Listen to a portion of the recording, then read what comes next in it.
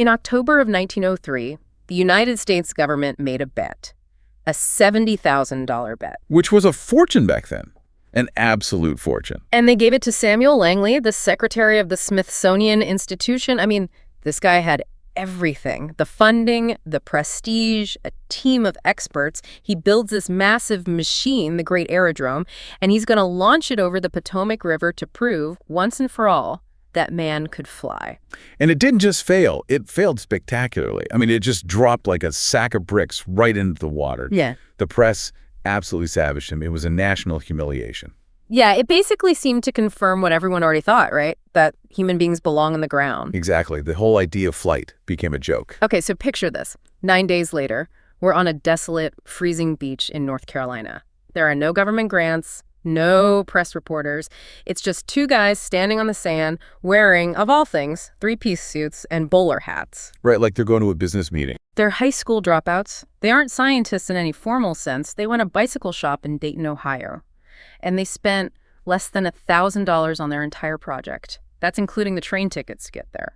And on that morning, December 17th, while the government's genius was, still drying off from the Potomac, these two mechanics from Ohio did the impossible. They cracked the code. We all know the names, Orville and Wilbur Wright. And we all know the headline, First in Flight. But today, we are not just talking about the 12 seconds they spent in the air. Honestly, that's the easy part of the story. The real story is so much denser. It's about a family unit so tight it was, well, almost suffocating. And it's about a third brother who wasn't a brother at all, but a sister who, you could argue, made the whole thing possible. And it's a tragedy. That's the part that gets left out of the school textbooks. The story doesn't end with a parade and everyone living happily ever after. It ends with these brutal patent wars, paranoia, a death that was almost certainly caused by stress, and a family rift that left the surviving brother bitter and, well, completely alone. So in this deep dive, we're going to explore the entire lives of the Wright brothers, from a little toy helicopter that started it all, right through to the dawn of the jet age. It's quite a story. Let's get into it. And we have to start with the family dynamic, because looking at the research, these guys were different. They weren't just close. They were a closed loop. They were famously described as inseparable. And that wasn't just a figure of speech. Wilbur and Orville lived together, they ate together, worked together, and they shared a joint bank account their entire lives. A joint bank account, their whole lives. Their entire lives. They were the sons of Bishop Milton Wright, who was this formidable religious leader who traveled constantly, and their mother, Susan Corner Wright. And you hear Bishop Father, Yeah. and you immediately assume the intellectual discipline, the rigor that must have come from him. But the sources, they really suggest otherwise. That's a huge misconception. The bishop provided the library, and it was a massive library, books on everything from theology to natural history, but the mechanical genius, the hands-on ability to build things, that came entirely from their mother, Susan. Really? How so? Susan Corner Wright was incredibly ahead of her time. We're talking about the mid-19th century, and she was college-educated in literature and science. That was very rare for a woman. But beyond that, she was a maker. She was a natural mechanic. So while the bishop was away on the road preaching, She was the one building household appliances from scratch. She designed and built custom sleds for the kids. She built toys.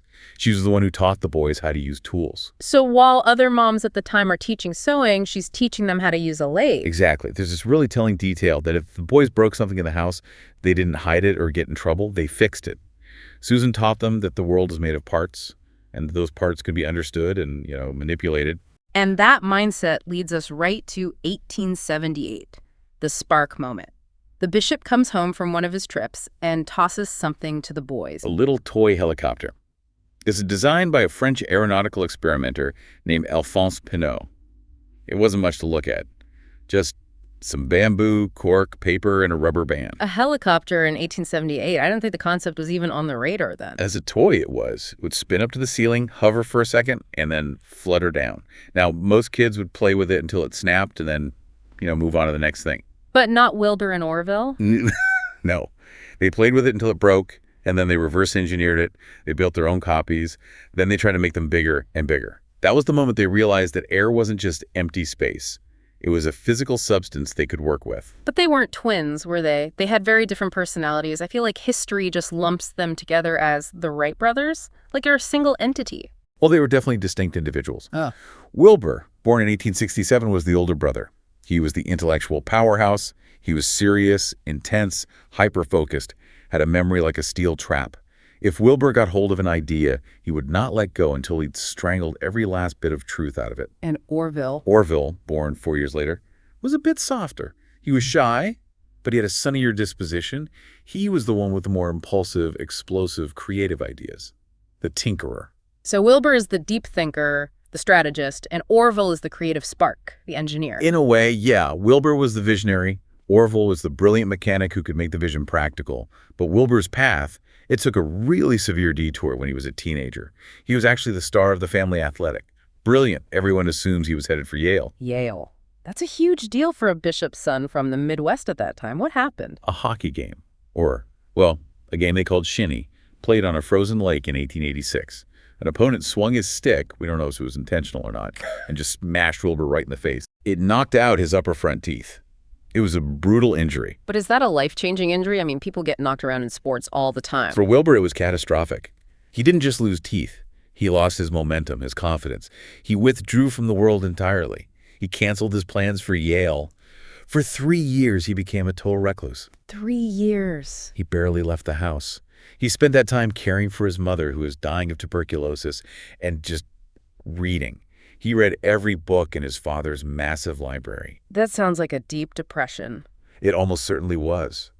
But looking back, that period of isolation was also an incubator for his genius. If Wilbur goes to Yale, he probably becomes a minister or a professor. We never get the airplane. Instead, he spends 3 years in this intense period of study and bonding with Orville.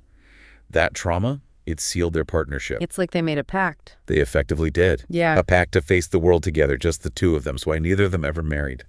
Wilbur even joked later in life that he didn't have time for both a wife and an airplane. Prioritization, I guess. So they come out of this dark period, their mother passes away, and they need to make a living. And they start a printing business. They did, and this is where you really see their resourcefulness.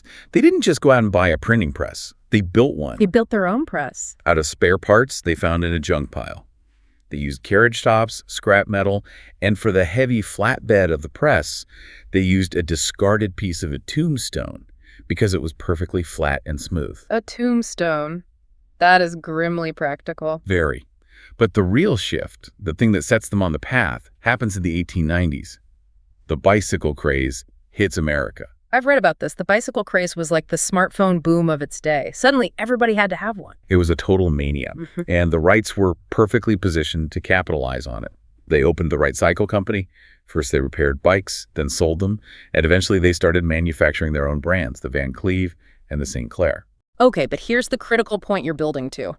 Bicycles are what taught them how to fly. Explain that connection for us. A bike stays on the ground. A plane. Well, the goal is for it not to. It's all about the philosophy of control. Think about riding a bike. Is a bicycle a stable object? No, not at all. If you let go of the handlebars and stop moving, it just falls over. Exactly. It is inherently unstable. To keep it upright, the human operator has to be constantly active, making tiny micro-adjustments, shifting their weight, turning into the fall to stay balanced. It exists in an unstable equilibrium. Okay, follow you. Now, contrast that with a ship. A ship is designed to be stable. You can walk away from the wheel, and for the most part, it just floats. It wants to stay upright. Right. Every other aviation pioneer at the time, Langley included, was trying to build a ship of the air. They wanted a machine that was inherently stable. They thought the pilot should just be a passenger, a captain who steers a little bit. The Wrights, because they were cyclists, approached it completely differently. They said, no, the air is chaotic, the machine should be unstable, and the pilot's job is to actively balance it, just like riding a bike. Wow, that's a massive shift in thinking. They didn't want a flying bus, they wanted a flying bicycle. Precisely. They realized that control was the absolute prerequisite for flight. Power didn't matter if you couldn't balance the thing in the air. And that single insight is what separated them from every PhD and government-funded expert in the world. So they have the theory, but a theory doesn't get you off the ground. What was the catalyst that pushed them from thinking about it to actually doing it? The death of Otto Lilienthal in 1896. Lilienthal was a German engineer, the glider king. He was the only man in the world at the time who was actually truly flying, making these incredible glider flights. And he crashed. He was caught by a gust of wind. His glider stalled and he fell and broke his spine. His last words were supposedly, "Sacrifices must be made." When the Wrights read about it, they were shocked. But they also realized that Lilienthal had died because he was trying to control his glider by shifting his body weight, and he just couldn't do it fast enough when the wind changed. So it validated their theory. Control is everything. It lit a fire under them, so they start watching birds. I love this image of Wilbur just standing in a field in Ohio, staring at buzzards for hours on end. He was obsessive about it, wasn't he? Totally. He watched turkey vultures. And he noticed that when a gust of wind tipped a bird to one side, it didn't just shift its weight, it twisted the tips of its wings. Twisted them? Yeah. If the bird wanted to bank left, it would angle the tip of its right wing up, just slightly, to catch more air and generate more lift, and angle the left wing tip down. It's a concept that came to be called wing warping. Wilbur realized this was the secret to balance in the air. You don't fight the wind with your weight. You fight it by changing the shape of the wing itself. Okay, but that's easy for a bird with feathers. You can't just twist a wooden airplane wing, can you? It would snap. That was the next engineering challenge. And in 1899, Wilbur had his breakthrough moment. He was fiddling with an empty inner tube box in the bike shop, twisting it in his hands. He realized he could twist the opposite ends of the box without collapsing the structure. The box kite. He built a 5-foot box kite, rigged it with cords so that he can pull on them and twist or warp the structure of the kite while it was in the air. He took it out to a field, flew the kite, pulled the cords, and watched it bank and roll in the sky exactly like a bird. That was the aha moment. They knew they had the mechanism for control. So now they need a place to test a full-size version, a place with lots of wind. And soft landings. They wrote to the National Weather Bureau and asked for a list of the windiest, most remote places in America. They settled on a spot in the Outer Banks of North Carolina called Kitty Hawk. It has such a quaint name, Kitty Hawk. But reading their letters, the reality of it sounds like an absolute nightmare. It was desolate. Orville compared it to the Sahara Desert. It was just sand dunes and ocean for miles. And the conditions were punishing. We're talking about winds so strong, they would rip their tents right out of the ground. And the sand. The sand got into their eyes, their food, their sleeping bags. Here. And the mosquitoes. Orville wrote a letter home saying the mosquitoes came in literal clouds. He called the place misery. Misery. They had to wrap themselves in blankets and sleep with only their noses exposed just to survive the night. That's a level of dedication that borders on insanity, probably a bit of both. So they go there in 1900 and again in 1901 to test their gliders, and it doesn't go well, does it? No. This is the part of the story where most people would have just quit. The 1900 glider flew, but it didn't produce nearly enough lift. It was a disappointment.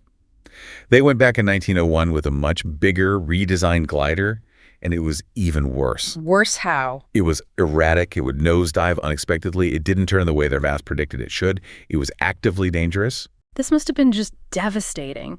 They're spending their own money, living in these awful conditions, eating sand, getting bitten by mosquitoes, and the thing just doesn't work. Wilbur was despondent.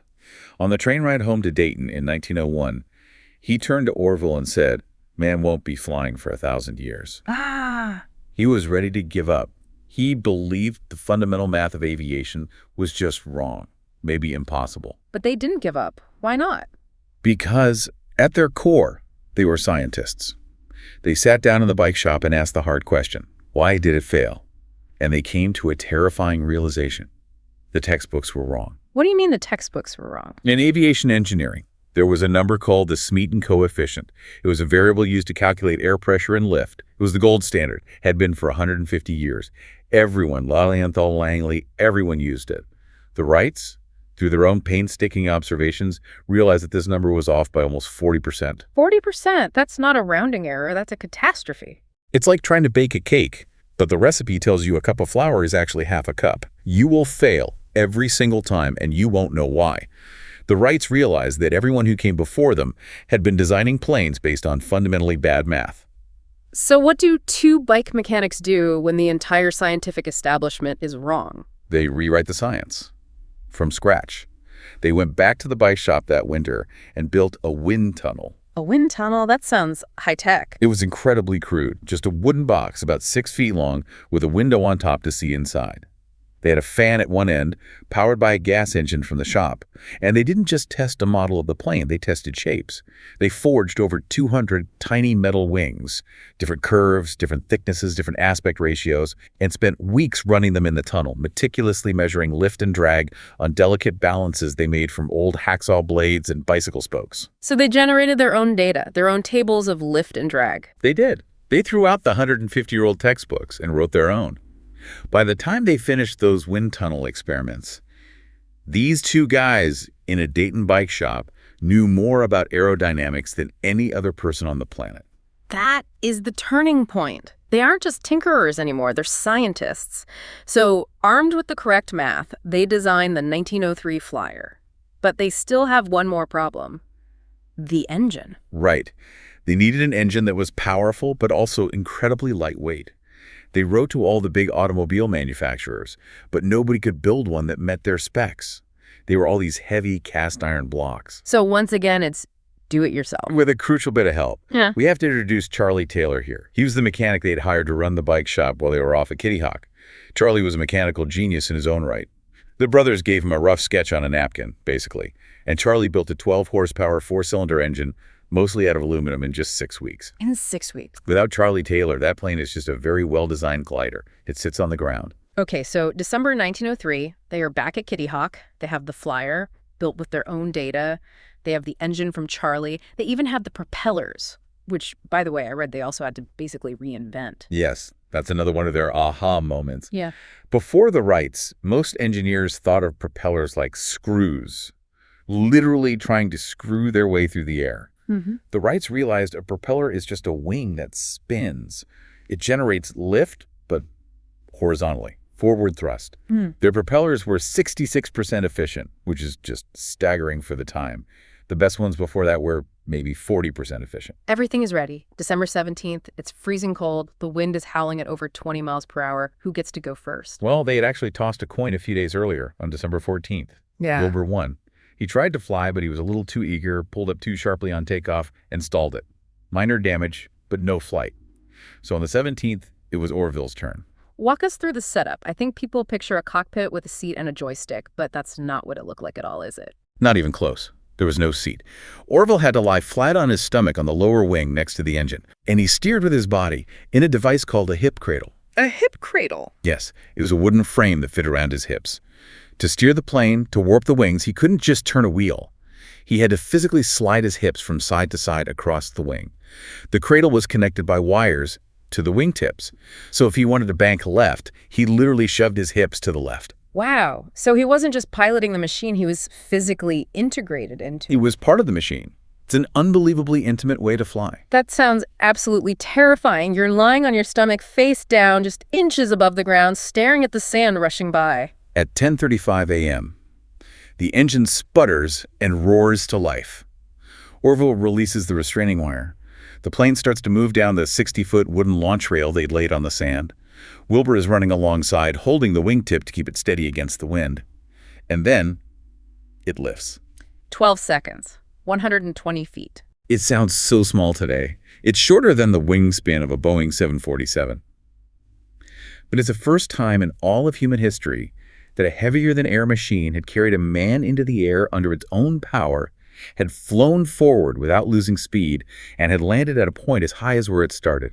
Controlled, sustained, powered flight. And they didn't just do it once, they did it 3 more times that day. They did. They took turns. The last flight of the day, with Wilbur at the controls, was the real mic drop. He flew for 59 seconds and covered 852 feet. That proved it wasn't a fluke, it wasn't a lucky hop. They had solved the problem. They had conquered the air. So they pack up, they send a telegram to their father. It famously read, "Success 4 flights Thursday morning, inform press, home Christmas," and they wait for the world to cheer. And the world basically shrugged. Seriously, nothing. Almost nothing. The local Dayton newspaper, the Dayton Journal, didn't even put it on the front page. They buried a tiny blurb inside, and the only part they focused on was the fact that the brothers would be home for the holidays. The editor basically said, if it was only 59 seconds, it's not really news. That is just mind-boggling. They achieved one of the greatest milestones in human history, and their hometown paper is like, meh. You have to remember the context. Langley had just failed with $70,000 and all the world's experts. The public was deeply cynical. They just didn't believe that two unknown bicycle mechanics could solve a problem that had baffled the greatest minds in history for centuries. It took years for the world to finally catch on and actually believe them. And this brings us to the third Wright brother. Because while Wilbur and Orville were brilliant engineers, they were, frankly, terrible at public relations. They were shy, they were awkward, they hated public speaking, they needed a voice. Enter Catherine Wright. She was the youngest sibling, and in many ways the most impressive of them all. She was the only one in the family to graduate from college, Oberlin College. When their mother died, Catherine, at just 15, took over running the entire household. She managed the finances, she kept the peace between the strong-willed men in her family, and she was the emotional glue that held them all together. And she wasn't just a housekeeper, she was deeply involved in the aviation business. Deeply. While the brothers were blowing their savings on spruce wood and aluminum for their experiments, Catherine was working as a high school teacher to pay the household bills. She funded their obsession with her salary. But more than that, she was their social bridge to the world. Wilbur and Orville could be prickly and awkward. Catherine was charming, outgoing, and socially brilliant. I read that later, when they finally went to Europe to demonstrate the plane, she was the one doing all the heavy lifting socially. Absolutely. In 1909, when the brothers were finally world famous, they toured Europe to sell the airplane. They were meeting royalty, King Edward VII of England, King Alfonso XIII of Spain. The brothers would just stand in the corner looking uncomfortable. Catherine charmed the socks off the entire European aristocracy. The French press adored her. They literally called her the third Wright brother. She was even awarded the Legion of Honor right alongside them. But she also played a much more critical and darker role in 1908. Orville had a terrible crash, right? Yes. This is a crucial life-or-death moment. Orville was demonstrating the plane for the U.S. Army at Fort Myer, Virginia. A propeller blade split midair, and the plane just nosedived from 75 feet. His passenger, Lieutenant Thomas Selfridge, was killed. He was the first person ever to die in an airplane crash. That must have been horrific for Orville. Orville was smashed up badly. A broken leg, several broken ribs, a fractured hip. He was in agonizing pain and in serious danger of dying. Catherine took emergency leave from her teaching job, rushed to the hospital in Virginia, and stayed by his bedside for 7 weeks. She didn't just fluff his pillows, she managed his recovery, she dealt with the army brats, and she handled the press. The doctor later said that without her constant care, Orville might well have died from the complications and the shock. She literally saved his life. He did. So we have the triumph, we have the team, but then the story shifts. It gets ugly. This is the part of their story that I find so frustrating. After about 1905, they basically stopped flying for years. Why? Paranoia. And to be fair, it was not entirely unjustified paranoia. By 1905, they had perfected a new plane, the Flyer III, which was a masterpiece. It could fly for over half an hour, do circles, figure eight. It was a truly practical, controllable vehicle. But they were terrified that someone would steal their secret, specifically the wing warping control mechanism. So what did they do? They grounded the planes. They locked them in sheds in Dayton. They refused to fly publicly unless a buyer, like a government, signed a contract first. That seems counterintuitive. How do you sell a plane if you won't let anyone see it fly? It was a disaster for their reputation. The press, especially in Europe, started calling them bluffers. The consensus was that the Wrights were frauds who had lied about their achievements. It wasn't until 1908, when Wilbur finally went to France and flew publicly, that all the doubt vanished overnight. But by then, the brothers had changed. Their focus had shifted. They stopped being inventors and started being litigators. The patent wars. This is the real tragedy of their later years. They secured a very broad patent in 1906. It didn't just cover wing warping. It covered the concept of controlling a plane's roll by adjusting the margins of the wings. And then along comes Glenn Curtiss. He's the villain in the Wrights version of the story. Glenn Curtiss was everything the Wrights weren't. He was a motorcycle racer, a showman, a daredevil, charismatic, fast. He started building his own airplanes, but he didn't use wing warping. He used ailerons, little hinged flaps on the trailing edge of the wings. It's the system that every modern plane uses today. So if Curtiss used flaps and the Wrights used twisting, what's the problem? Those sound like different mechanisms. The Wrights argued that the principle was the same. They claimed their patent covered any method of creating a differential in lift on the wings to maintain lateral balance. And so they sued Curtiss. They sued foreign aviators. They sued exhibition pilots. They sued almost everyone who tried to build a plane. And this just consumed them. Completely. Wilbur, the genius who unlocked the secrets of the sky, stopped designing new airplanes. He spent the last 4 years of his life in courtrooms, writing legal briefs, testifying in stifling heat, traveling endlessly on trains. He became, for all intents and purposes, a patent troll. That is just heartbreaking. You have the greatest mind in aviation history, and he's spending his days arguing about legal syntax instead of building better planes. And it killed him. In May of 1912, Wilbur returned from a business trip to Boston for a legal matter. He was exhausted. The stress of the Curtiss lawsuits was immense. He came back weak, and he contracted typhoid fever. His body just had no fight left in it. He died at age 45. And Orville. He blamed Curtiss for it, didn't he? Orville never, ever forgave Glenn Curtiss. He believed, until his dying day, that the stress of the lawsuits had murdered his brother. Orville became bitter. He won the patent suit finally, but the joy was gone. He sold the Wright company in 1915 and basically retired. He was a very wealthy man, but the partnership, the spark, was gone. And the bitterness didn't stop there. He got into this decades-long fight with the Smithsonian of all institutions. Oh, this is one of the pettiest feuds in the history of science. Wow.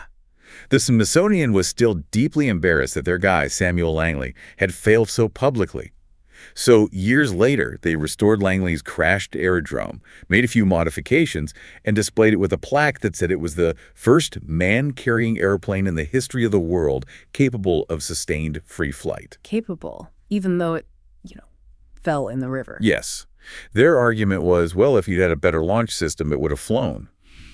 Orville was absolutely incensed. He felt they were trying to rewrite history to steal the credit from him and Wilbur. So what did he do to fight back? He took the nuclear option. He took the original 1903 Flyer, the actual plane that flew at Kitty Hawk, one of the most important artifacts in human history, and he shipped it to England. He put it in the Science Museum in London and announced it would stay there until the Smithsonian told the truth and apologized. He exiled the plane. He did. It stayed in London for decades. It sat there through the Blitz in World War II. It didn't come back to the United States until 1948, after the Smithsonian finally, formally capitulated and admitted they were wrong. That is a level of grudge holding you almost have to admire, but the saddest rift of all wasn't with the museum, it was with Catherine.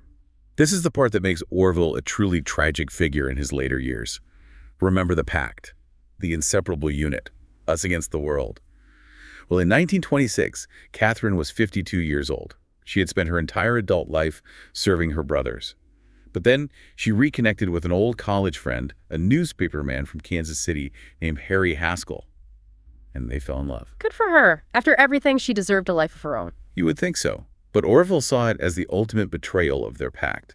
When Catherine told him she was going to marry Harry, Orville stopped speaking to her. He refused to attend the wedding. He ghosted his own sister, the same sister who saved his life. Worse.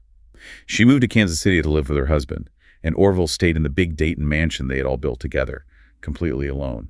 He cut her out of his life. That is just devastating. Did they ever reconcile? Barely. It's a heartbreaking end. 3 years later, in 1929, Catherine contracted pneumonia. She was dying. Orville still refused to visit her. Finally, his other brother, Lauren, went to Orville's house and basically had to drag him to the train station. Orville made it to her bedside just before she died. But the years of silence could never be undone. The bond was broken. It's such a profound contrast. He could conquer the physics of the air, but he couldn't navigate his own emotions on the ground. That's the great paradox of the Wrights. They mastered the physical world forces, lift, drag, balance. But the human world, the world of relationships, compromise, forgiveness, and change, they crashed. And Orville lived for a long time after that, didn't he? All alone. He lived until 1948. And think about the span of history he witnessed. He was born in the era of horse-drawn buggies. He invents the airplane. He sees it used for horrific destruction in World War I. He sees the strategic bombing of civilians in World War II. He sees the atomic bomb dropped by a B-29, a direct technological descendant of his Flyer. That must have been an incredible weight to carry, knowing you started it all. He had a very complicated relationship with his invention. He once said that he thought the airplane had made war so terrible that he hoped it would eventually make war impossible. He was wrong about that, obviously. But he also lived to see the dawn of the jet age. He died in January 1948. Just 3 months earlier, Chuck Yeager had broken the sound barrier in the Bell X-1. From 30 miles per hour on a beach to Mach 1 in one man's lifetime. It's arguably the single greatest technological leap in human history, and he was there for the beginning, middle, and end of that first chapter. So as we wrap this up, what is the big takeaway here? We have these two brilliant geniuses who changed the world, but their personal lives were, for lack of a better word, kind of a mess. I think the lesson goes right back to their first great insight. It's about balance. The Wrights succeeded because they understood that flight wasn't about raw power. It was about balancing control. They knew that if you try to fight the wind with brute force, you'll crash. You have to work with it. You have to be responsive. But they couldn't apply that same lesson to their own lives. No. They tried to brute force the legal system, and it wore Wilbur down to his death. Orville tried to brute force his control or his sister's happiness, and it left them alone. They lost their balance. And I think that's a provocative thought for us today. We're often obsessed with disruption and power and speed. We try to smash through our problems, whether it's in technology or politics. But maybe we need to look at the Wrights' original insight again. The truly impossible problems aren't always solved by more power. Sometimes they're solved by a delicate, responsive, and human sense of control. That is a thought worth holding on to. I guess we're all trying to fly our own planes, in a way. We just have to remember to keep our hand on the hip cradle. And maybe don't sue all your competitors into oblivion. That too. If you enjoyed this journey from the sand dunes of Kitty Hawk to the patent courts of New York, make sure you are subscribed to History Titans. We have so many more deep dives coming up, and you really don't want to miss the next flight. Hit that like button if you learned something new about the Wright family today. Thanks for listening. Safe travels.